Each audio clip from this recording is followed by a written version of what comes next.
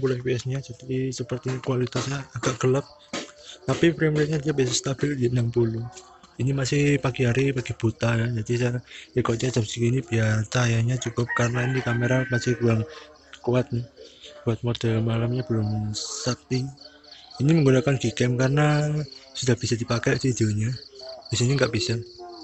Hasil kamera seperti ini, kamera depan, jadi di sini seperti kayak gimana ya, kalau saya tap cahaya dan saya ke atas, jadi wajah saya gelap, jadi kalau saya ke fokus ke wajah, jadi jika terlalu cerah gitu ya, jadi cahayanya masih kurang bagus ya, tapi untuk video-video biasa masih bisa dipakai.